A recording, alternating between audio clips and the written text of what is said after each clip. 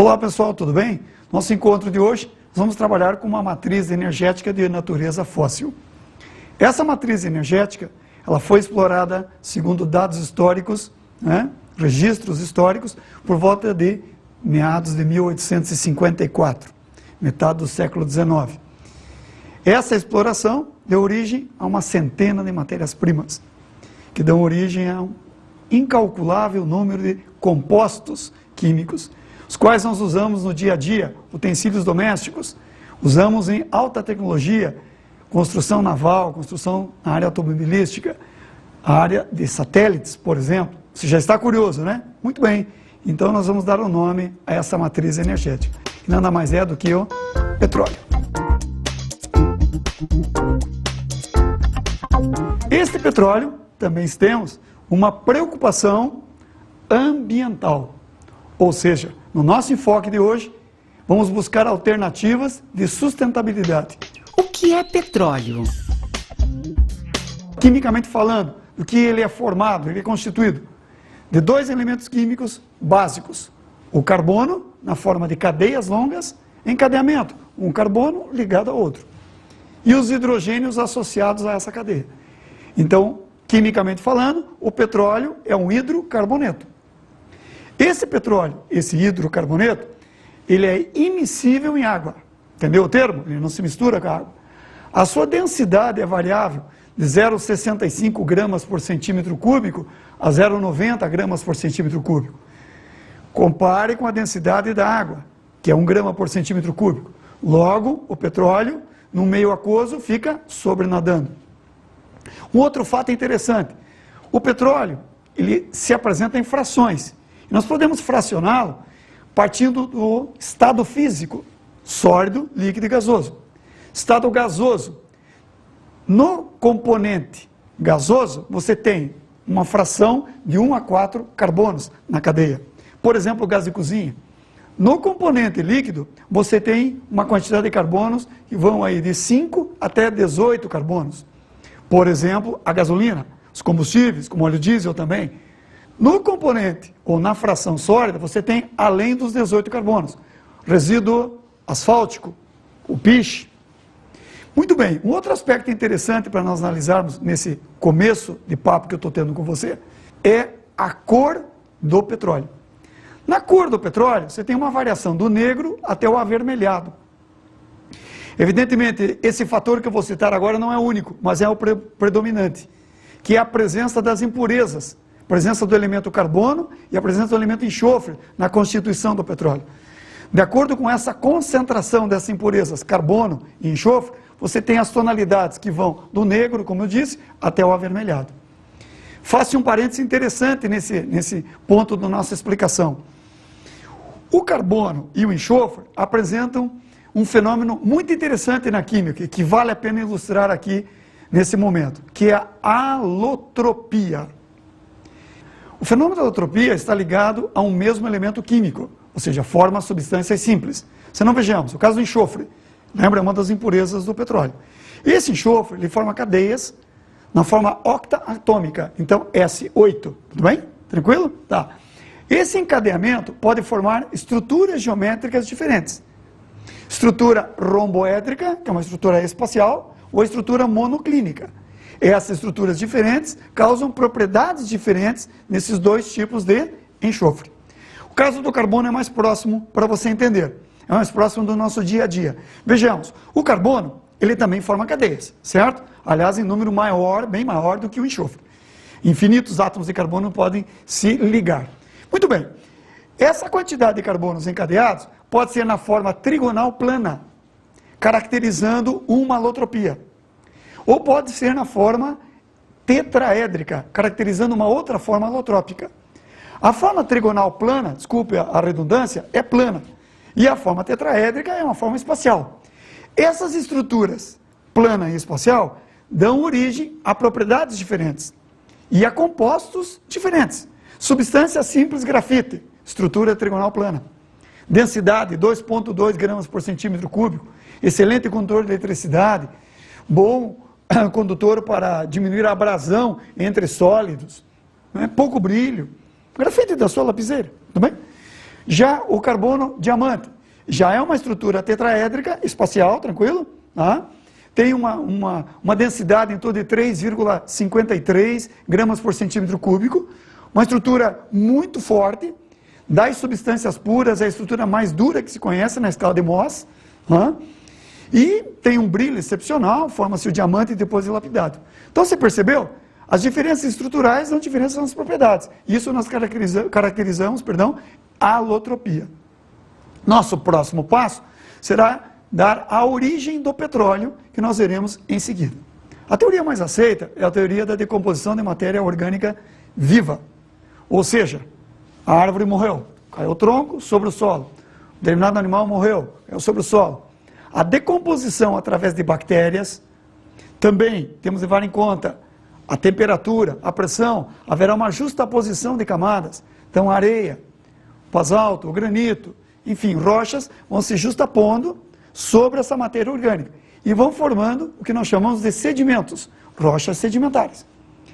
Essa justaposição com o auxílio do grau geotérmico, ou seja, à medida que você vai adentrando para o seio da Terra, a cada 33 metros, em média, a temperatura aumenta de 1 grau centígrado.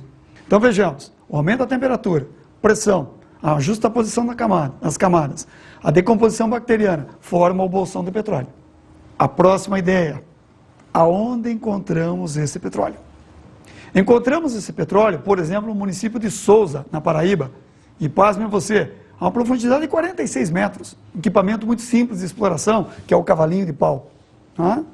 Também podemos encontrar, evidentemente, que é o caso mais comum, em profundidades de 1.200, 1.800 metros, caso da Amazônia.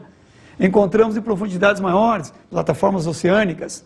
E aí temos que citar Bacia de Campos, Santos, Espírito Santo, mesmo a Bacia do Rio de Janeiro, onde a Petrobras, desde 1967, vem desenvolvendo tecnologias de ponta para a exploração do petróleo. É necessário, nesse momento, falarmos sobre o pré-sal. O que vem a ser o pré-sal? É uma camada que está, como o nome está dizendo, antes do sal. Só que a referência aí, entenda, é a partir do centro da Terra, não a partir do nível do mar. Você explora o petróleo em explorações de plataformas marítimas a partir do nível do mar. Há perfuração, chega-se à camada de sal e após vem o bolsão, com gás e petróleo geralmente. Então esse pré-sal é a partir da origem da Terra, ou seja, do centro da Terra, o melhor dizendo. Este pré-sal é, vamos assim dizer, a descoberta do século. Para nós brasileiros, está parecendo que sim. Mas aí é necessidade de fazer um parênteses também. E um comentário no sentido até das contradições. Vamos pensar. Aspecto político e econômico, uma grande descoberta. Profundidade, tecnologia, são 6.000 metros para serem perfurados. Tecnologia que a própria Petrobras está desenvolvendo. A exploração disso vai desenvolver um know-how espetacular. A quantidade de petróleo lá acumulado está nos mostrando, porque não são valores ainda corretos, fixos, ideais, está sendo explorações ainda, que serão vantajosas para o país. Agora, nesse momento, nós estamos também discutindo a parte da emissão dos gases do efeito estufa. Então vejamos, tem o lado da exploração, o lado sociopolítico, mas tem o lado ambiental. Temos que criar alternativas para que essa exploração dessa grande quantidade de petróleo não gere um impacto ambiental muito grande. Pense nisso. Como podemos retirar o petróleo dessa jazida? Vamos caracterizar 3 etapas, para você entender melhor. Primeira etapa, a etapa onde se faz a prospecção geológica. Faz um estudo geológico. Década de 90, por exemplo, você ter um breve histórico. Aviões, enviando ondas sonoras, navios, ondas sonoras, chamados navios sísmicos. Essas ondas são enviadas, rebatem nas rochas, e de acordo com a frequência e amplitude com que elas voltam, os técnicos especialistas nisso, geralmente geólogos, veja uma profissão interessante, né? Sabem se você tem ou não tem aquele bolsão de petróleo lá embaixo. Nos dias de hoje, essa prospecção é feita, esse estudo é feito via satélites. O fundamento é o mesmo. Ele manda ondas, essas ondas batem no solo, de acordo com a volta delas, frequência e amplitude, ele sabe a caracterização das rochas, rochas sedimentares, há uma grande probabilidade de você ter um campo, um bolsão, uma jazida de petróleo. Muito bem, segunda etapa, encontramos o bolsão, encontramos a jazida. Perfuração de prospecção. O que vem a ser isso? Faça uma perfuração para fazer a análise inicial, para você observar basicamente características que são quantidade, quanto você tem, viabilidade econômica da exploração, tipo de petróleo, retiram-se amostras e você vai saber o tipo de petróleo. Vamos falar um pouco mais sobre a composição dele daqui a alguns minutos. Enfim, tem vários tipos. E após essas análises, passa-se então a extração propriamente dita. Na extração, que é a terceira etapa, como você está observando na minha explicação, você tem alguns fatores determinantes para tecnologia e equipamentos que você vai utilizar. Quais são eles? Por exemplo, se o petróleo tem um maior número de ramificações ou não, ou seja, a cadeia carbônica, certo? A profundidade do poço. Como já citei, o número de ramificações também na cadeia carbônica. E daí você tem, basicamente, para plataformas oceânicas, 4 tipos. A submergível, a fixa, a plataforma que nós chamamos de flutuante e a plataforma autoelevatória. É evidente que esses equipamentos são usados para retirar o petróleo na sua máxima quantidade possível. Então, vamos passar a um próximo questionamento. Quais os tipos de petróleo que nós temos? Essa classificação passa por vários critérios. O que eu vou apresentar a você agora é de acordo com a cadeia carbônica que constitui o petróleo. Lembra? Petróleo e hidrocarboneto. Logo, cadeia carbônica. Tranquilo? Tudo bem. Nós temos o petróleo chamado petróleo leve. Esse petróleo leve, ele tem 20% apenas de cadeia carbônica fechada. Ou seja, hidrocarbonetos cíclicos saturados. Cíclicos, fechados, saturados, só ligações simples. Os 80% restantes é uma cadeia aberta e pequena. Então, petróleo leve. Onde é que nós encontramos petróleo? Brasil. A partir daí, segundo tipo de petróleo. Você já vai entender por que eu vibrei. O petróleo que tem 20% de composto hidrocarboneto aromático. Você veja, aromático, lembra do anel benzênico, 6 carbonos? O peso da molécula já é maior. Então, a molécula em si está levando a uma cadeia carbônica de maior massa molecular. Tranquilo? Petróleo russo. Terceiro tipo, o petróleo chamado petróleo pesado. Petróleo encontrado na Indonésia, por exemplo. Já temos aí uma quantidade muito grande de hidrocarbonetos aromáticos, que pode passar de 80%. E o petróleo super pesado, que é a quarta categoria, onde nós temos cadeias carbônicas longas, passando de 70 a 80 átomos, e uma quantidade considerável de aromáticos. O que se percebeu nessa breve explicação que eu fiz? Que o aumento do peso no petróleo está intimamente ligado ao tamanho da cadeia carbônica e a presença ou não de aromáticos, isso você deve levar em consideração. Então, o petróleo super pesado é o petróleo que tem o menor valor de mercado. O petróleo leve, lembra que eu vibrei, que é o petróleo brasileiro, tem o maior valor de mercado. Para você ter uma ideia comercialmente falando, um barril de petróleo no mercado internacional, ele tem 158 litros. Normalmente, em média, nós tiramos 15% de gasolina desse barril de petróleo, que é a fração mais importante na demanda. Podemos chegar até 80% de combustíveis. Considere aí não só a gasolina, mas óleo diesel, querosene, óleos lubrificantes, enfim. Então, como faremos isso?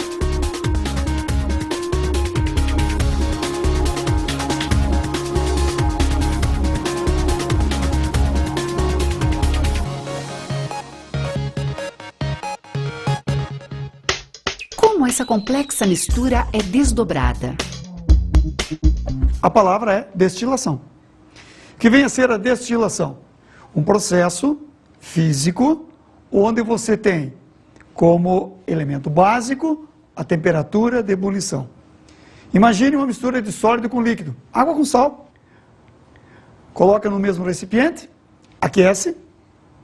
Chegando na temperatura de 100 graus Celsius, considere pressão normal, ou seja, nível do mar, 760 milímetros de mercúrio.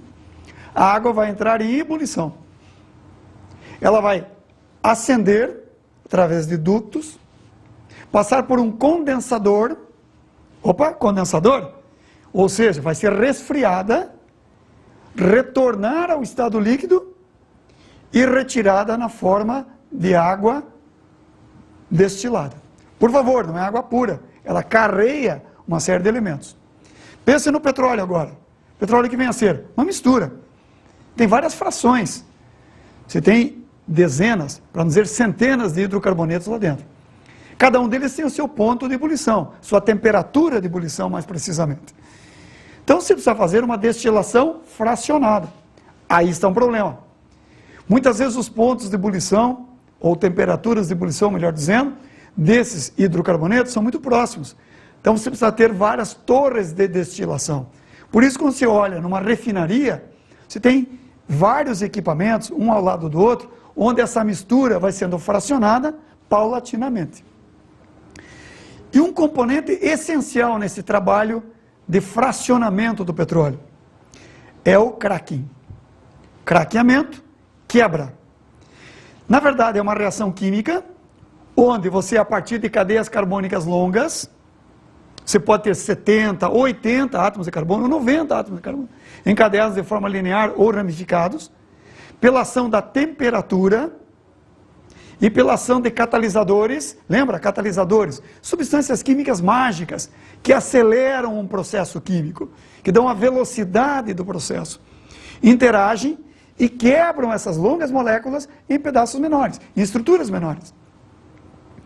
Essas estruturas menores dão origem a uma fração muito interessante, que é a fração que dá maior demanda no dia a dia, maior demanda no comércio, que é exatamente a fração dos combustíveis. Como eu citei anteriormente, o caso da gasolina, o caso do querosene, o caso do óleo diesel. A partir daí, é interessante notarmos a relação que vamos apresentar, graficamente falando, entre a temperatura de ebulição dos compostos orgânicos, que formam o nosso petróleo, os hidrocarbonetos, tudo bem? E a massa molecular. Esta tela que vocês estão vendo relaciona graficamente, veja, as temperaturas de ebulição, então 500, 400, valores decrescendo, valores negativos, está observando? Né? E aqui no eixo, nós chamamos normalmente eixo X, né? As moléculas. Agora veja os nomes: ciclobutano, ciclohexano, benzeno. O que você está observando? Um aumento da cadeia carbônica, um aumento da massa molecular. Veja as últimas aqui, ó. Você tem 90 átomos de carbono encadeados. Pode ser uma forma linear, ramificações. O que você observa? Faça a relação. Olha a temperatura de ebulição. Compare com a temperatura de ebulição, por exemplo, do ciclohexano. Primeira relação que tiramos com facilidade, acredito, né? O aumento da massa molecular acarreta um aumento na temperatura de ebulição. E os valores, acredite aqui, são muito próximos. Então, qual é a necessidade de você fazer um refino?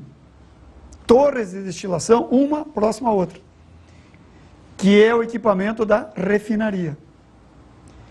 É interessante fazer um exercício comigo aqui de extrapolação.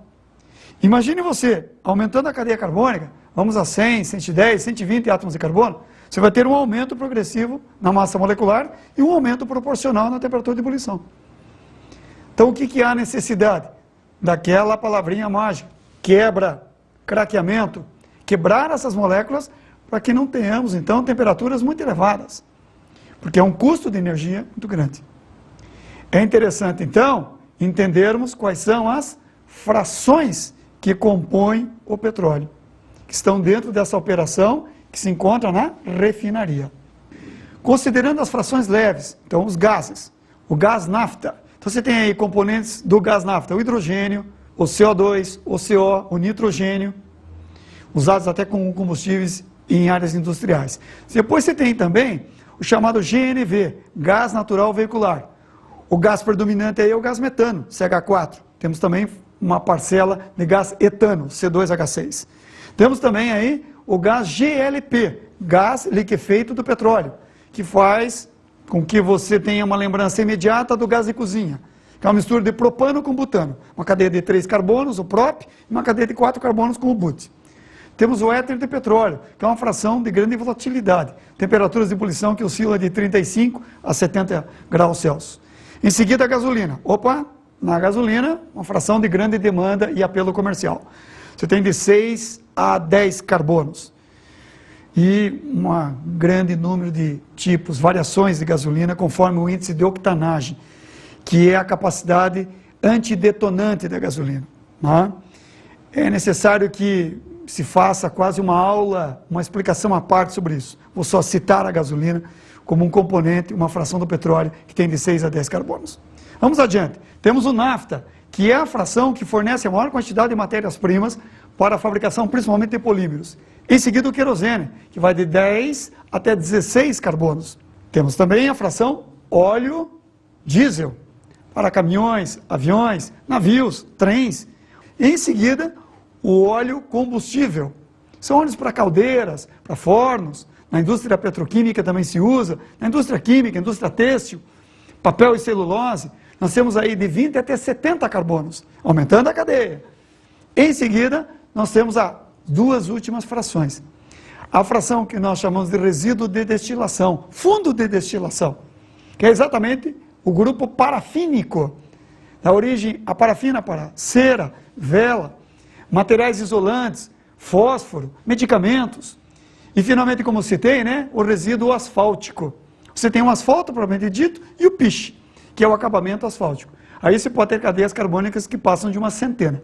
As frações do petróleo são aí em número bastante grande.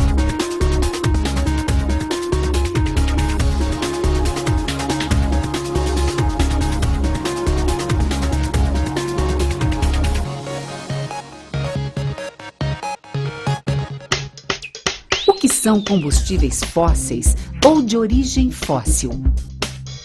Muito bem, os combustíveis de origem fóssil ou combustível fóssil é aquele que é resultante de composição de materiais orgânicos, vegetal ou animal. Lembra do comecinho da conversa? Muito bem. Um deles, carvão mineral. Esse carvão mineral tem justaposição de camadas produtos orgânicos, materiais orgânicos, melhor dizendo. Um exemplo característico, região de Criciúma, aqui no Brasil, estado de Santa Catarina, nós temos reservas de carvão de origem fóssil. Temos também o óleo diesel, a gasolina, o gás de nafta, o próprio querosene. Então, esses são combustíveis que são resultados do fracionamento do petróleo e combustíveis fósseis. A partir daí, podemos também questionar por que esses combustíveis são combustíveis não renováveis. Ora, todos os derivados do petróleo vêm de uma formação ao longo de milhões de anos, de composição de matéria orgânica. Essa jazida formada está sendo explorada por você agora. Amanhã, depois da manhã, um dia ela vai acabar. Então, esses milhões de anos para se formar caracterizam um combustível não renovável. Um outro questionamento interessante. O porquê da utilização do combustível fóssil? Este porquê pode ser muito bem explicado através de uma representação química, uma equação. Qual a razão para o uso do combustível fóssil? Muito bem, essas equações que você está observando, primeiro caso, queima do carbono, segundo caso, queima de hidrocarbonetos, combustões, são processos que liberam energia, exotérmicos. Observe o valor do ΔH, negativo, caracterizando o processo exotérmico. Essa energia liberada, na forma de calor, pode ser aproveitada para a produção de energia na forma de trabalho, ou aquecimento do ambiente de uma indústria, um forno, uma caldeira. Então, esse já é o principal motivo para você usar o combustível fóssil, geração de energia e produção de trabalho. Tem um outro aspecto muito interessante a ser analisado aqui. Na queima do carvão, você usando o meio de O2, produzindo monóxido de carbono, gás tóxico, queima do monóxido, usando o meio de O2, produzindo CO2, você está produzindo componentes que, primeiro, tóxico, CO. Segundo, ele agrava o efeito estufa. Então, característica ambiental, ou seja, preocupação ambiental, melhor dizendo. Na queima dos hidrocarbonetos, veja, carbono e hidrogênio, quantidades estequiométricas x e y, a quantidade y sobre 2 dá a estequiometria do oxigênio, aqui uma relação de combustão total, formando CO2 e água e liberação de energia. Combustões incompletas, com as relações de y sobre 2 formando monóxido de carbono, y sobre 2 formando carbono grafítico, que é um material particulado, e você está vendo que eu estou focando a minha conversa com relação a poluentes. Novamente, CO2, presença de gás de efeito estufa. CO, presença de um gás tóxico. E a presença do carbono grafítico, material particulado. Então nós temos que ter essa preocupação ambiental. Evidentemente, os combustíveis fósseis estão aí, mas temos que criar tecnologia para diminuir esses efeitos ou esses impactos ambientais. Essa tela que você está observando aqui mostra bem o caso de 3 equações químicas. Na primeira, reação do enxofre rômico com formação do dióxido de enxofre. Na segunda, o dióxido de enxofre, novamente oxidado, formando trióxido de enxofre. Só aqui você tem, evidentemente, a formação de 2 óxidos com características de chuva ácida. Então, impacto ambiental. A terceira, você tem um hidrocarboneto, a combustão do hidrocarboneto com formação de carbono grafítico, ou seja, material particulado. Esse material particulado se encontra, por exemplo, chaminé de uma Maria-fumaça, correto? Não podemos esquecer aí a presença dos óxidos de nitrogênio, NOx. A atmosfera tem nitrogênio, é um componente em maior percentual. Tem o oxigênio. Os hidrocarbonetos causam a combustão desses óxidos, formando os óxidos de nitrogênio, que caracterizarão, as chuvas ácidas também. Muito bem, será que existem combustíveis renováveis? Sim, claro que sim. Cite um. Bom, não temos um, temos vários. Por exemplo, gás metano, GNV. Gás do lixo, é o mesmo gás do lixo. Fermentação no lixo. O biodiesel, o etanol, também temos aí a madeira. E quais as fontes, ou melhor dizendo, desse combustível renovável que é o etanol? Cana-de-açúcar. Nesta cana-de-açúcar você tem o açúcar, evidentemente, que é um produto do desenvolvimento do vegetal. O álcool que é extraído da cana vem por um processo químico que nós vamos conhecer a partir das equações que eu vou apresentar a você. Como é fabricado o álcool? Essas equações que você está observando aqui refletem as 2 etapas para formação do álcool etanol.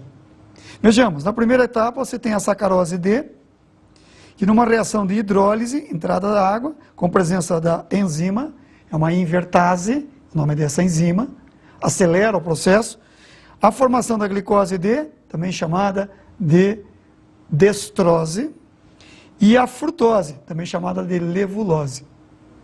Essas etapas, primeira e segunda, se completam através da enzima chamada Saccharomyces uvarum, que é um processo de fermentação que finalmente forma 2 moléculas de etanol, para cada molécula de glicose D.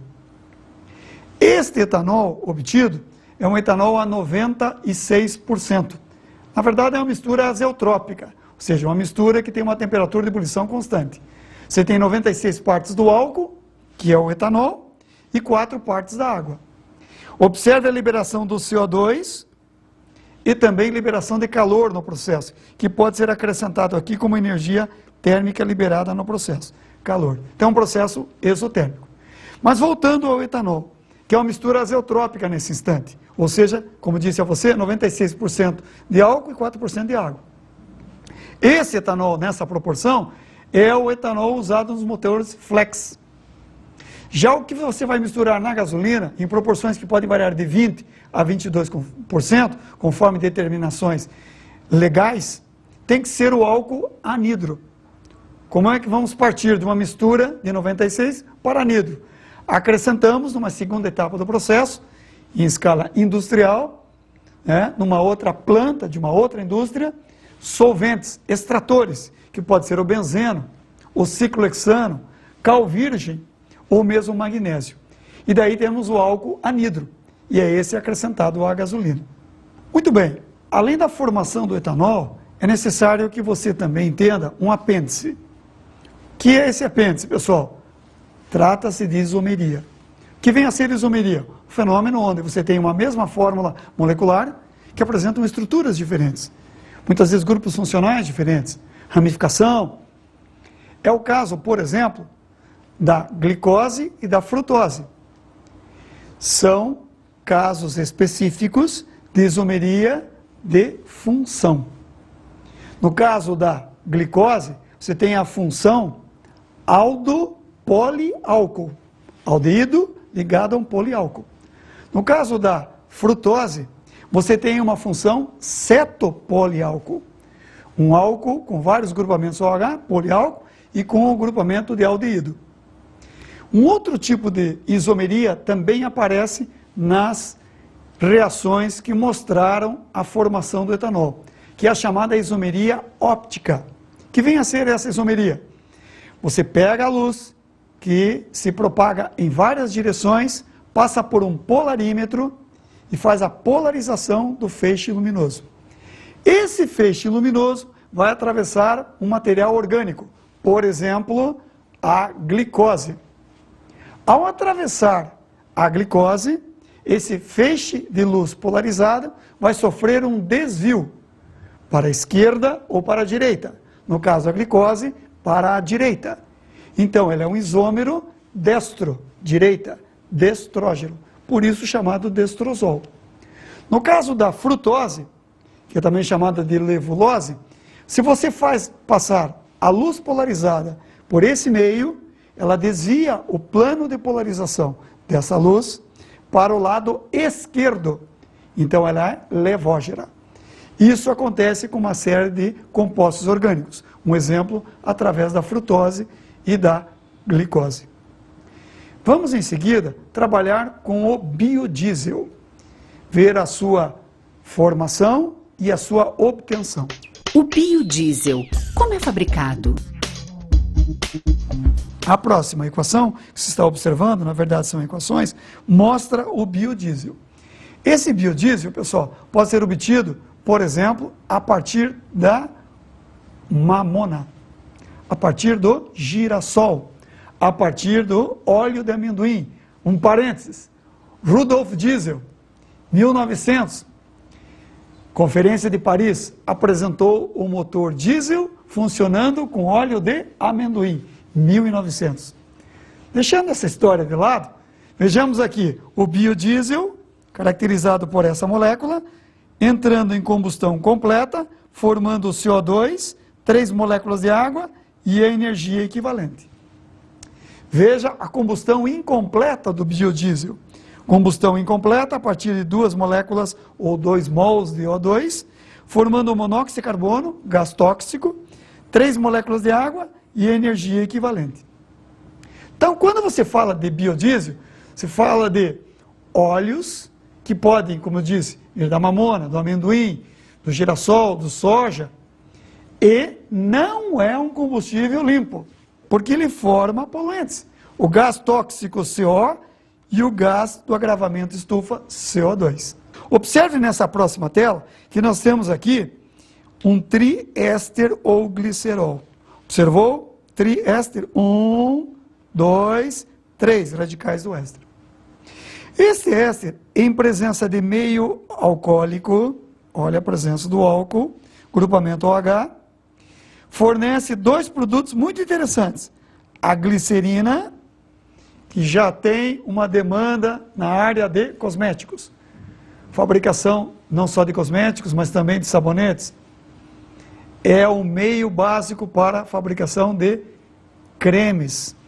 E um ácido graxo de cadeia longa, um éster associado a uma cadeia longa. Este é o nosso biodiesel. Este biodiesel, observe na nossa próxima tela, ele vai, então, entrar em combustão. Essa entrada em combustão pode gerar o CO2, combustão completa, reação exotérmica. Combustões incompletas, formação do CO e formação da fuligem, carbono grafítico. Então, estas combustões vão gerar energia, essa energia vai tocar um motor, transformando a energia química em trabalho mecânico e produção de gás do efeito estufa, gás tóxico e material particulado. Esse biodiesel, que é um combustível muito atrativo para o Brasil, você pode partir, como eu disse já algumas vezes, de óleo como do amendoim, da mamona, do girassol, ele tem as suas composições. Biodiesel 100 é o biodiesel só a partir do óleo graxo de cadeia longa. Esse biodiesel, para você colocar direto no motor a combustão, ele gera uma poluição, principalmente de material particulado, muito grande. Então ele não é ainda utilizado.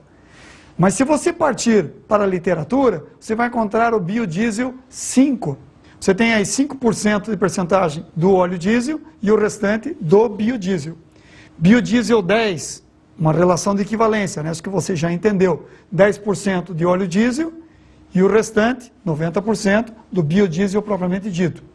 Biodiesel 20, que é o que a tecnologia está avançando e nos apresentando nos dias de hoje. Você tem 20% de óleo diesel e os 80% do biodiesel. O ganho é principalmente na área de poluentes.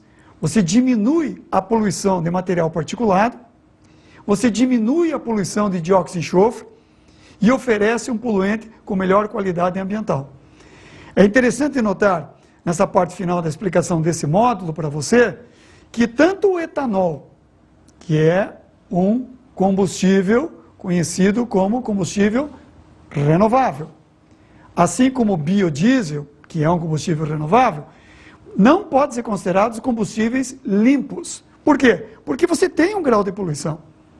Você não tem aí a grande carga de dióxido de enxofre, você não tem a grande carga de óxido de nitrogênio, mas você tem material particulado. Então você não pode dizer que são combustíveis limpos, são apenas combustíveis ambientalmente corretos.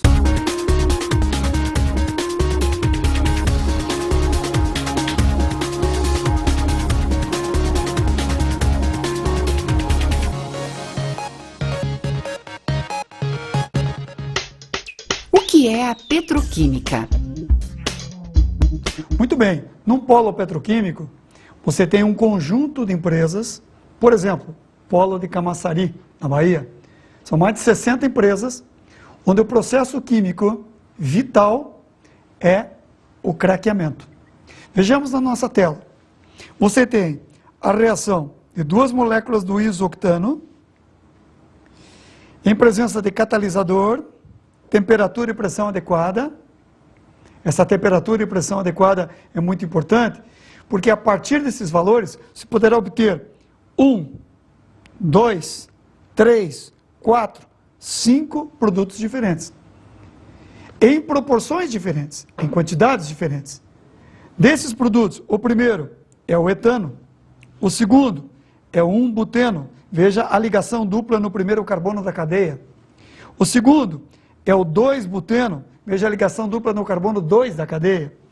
O terceiro é o importantíssimo etileno. E esse é um dos produtos de maior importância no mercado e na demanda de polímeros.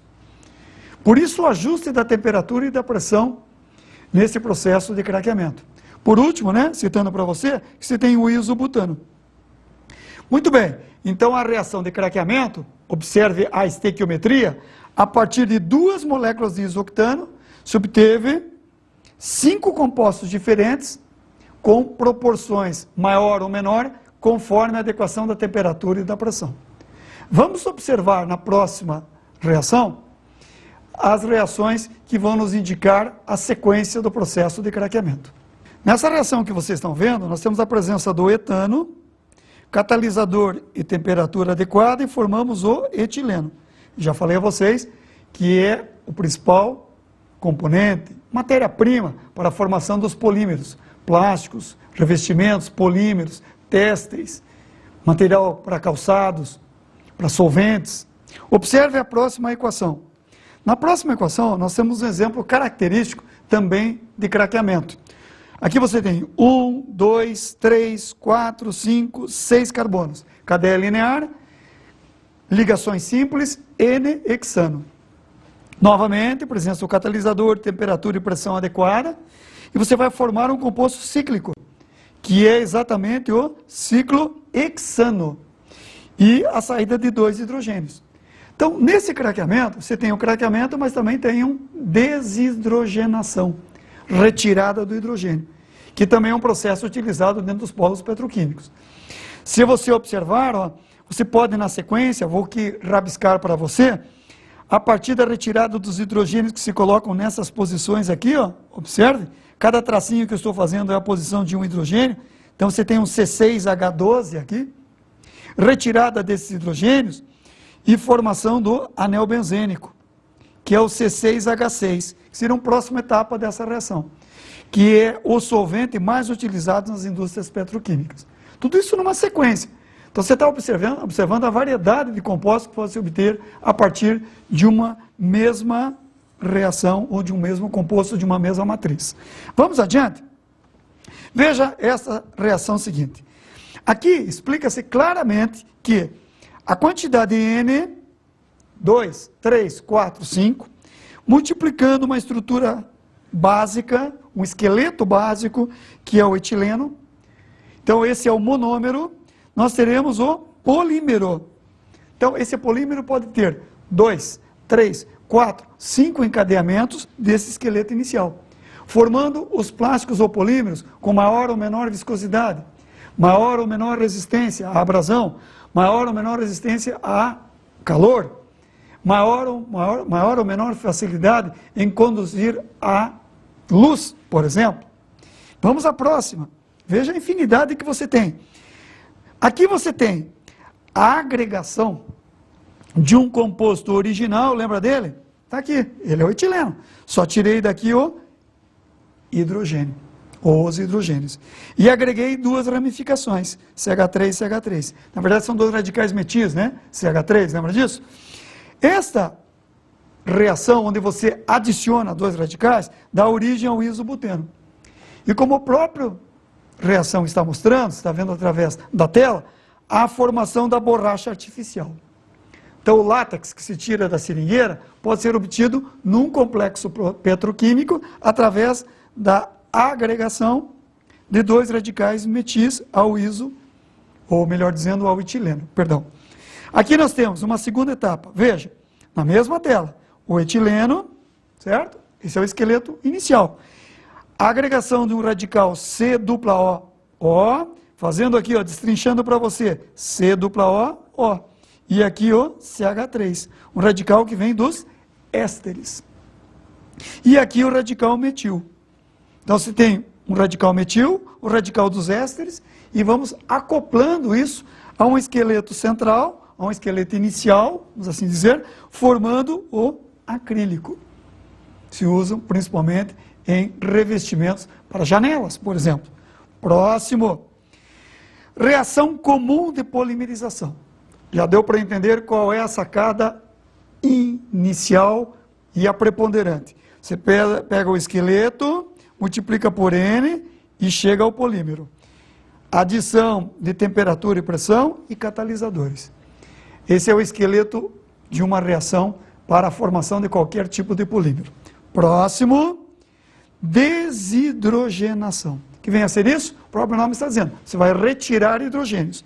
Aqui você tem um composto saturado, que é o etano, e aqui você tem um composto insaturado, pela presença da dupla ligação, e a retirada do hidrogênio.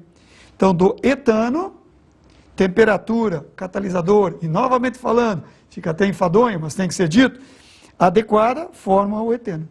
Isso nós chamamos de desidrogenação, dentro do complexo do petroquímica. Próxima, hidratação.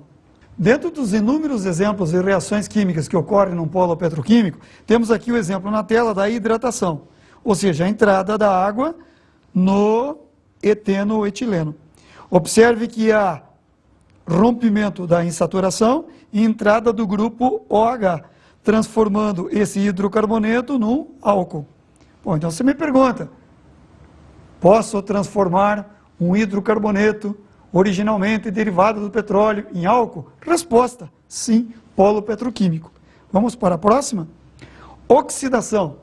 Aqui nós temos a sequência, né? O etanol, aí, o álcool etílico, as duas nomenclaturas são corretas. Presença do nosso catalisador, temperatura e pressão, já falamos várias vezes sobre isso. E a formação do aldeído, etanol. Transformação de funções. E esse processo nós chamamos de oxidação. Veja que aqui nós temos a grupamento OH, a hidroxila ligada num carbono saturado. E aqui nós temos o oxigênio ligado num carbono insaturado. Processo que caracteriza a oxidação. Vejamos a próxima. Uma oxidação de uma forma mais enérgica. Ou seja, você tem a presença da temperatura e um oxigênio nascente. O que é esse oxigênio nascente? É o oxigênio atômico, ele é mais reativo, a reação se dá com uma velocidade maior e uma eficiência maior. Transformação do etanol, que é um aldeído, observe, o C-O, em um ácido carboxílico, que a propósito é o ácido etanóico, conhecido por você no dia a dia como ácido acético, que está em solução aquosa, que você tempera a salada. Vejamos a próxima. Reação de esterificação. Esse é um processo que nós encontramos na indústria petroquímica com a transformação do álcool, que pode vir da cana-de-açúcar, como você já viu nesse encontro que nós estamos tendo, com o ácido etanóico, que é o mesmo ácido vinagre. Através de uma reação de união dessas duas funções, temperatura e pressão adequada, catalisador para acelerar, temos a formação de um único produto, que é um éster acetato de etila. E aqui nós temos na função éster os aromas das frutas e os acrílicos. Próximo, desidratação. Fácil entender, né? Retirada de água da molécula. Aqui nós temos um agente desidratante enérgico, que é o ácido sulfúrico.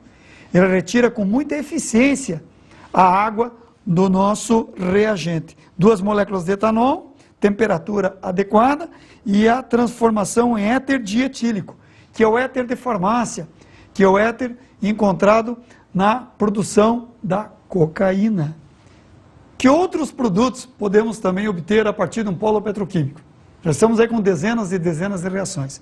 Não podemos deixar de citar, para finalizar o nosso encontro de hoje, os copolímeros.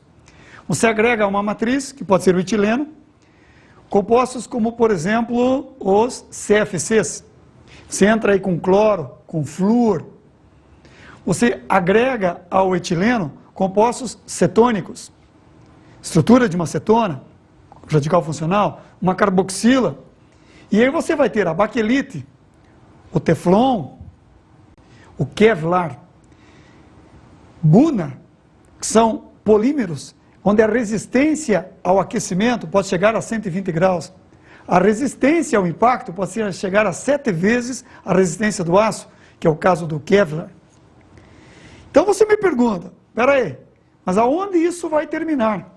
Eu diria que são incalculáveis as possibilidades que a indústria petroquímica tem hoje e que pode apresentar conforme a demanda no mercado. Entendemos a partir desse nosso encontro que as possibilidades são inúmeras e que o processo principal chama-se craqueamento.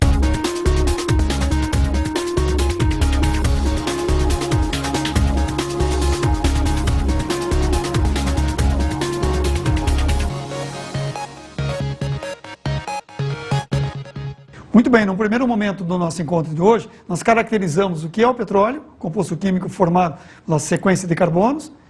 Fizemos também a identificação das frações do petróleo.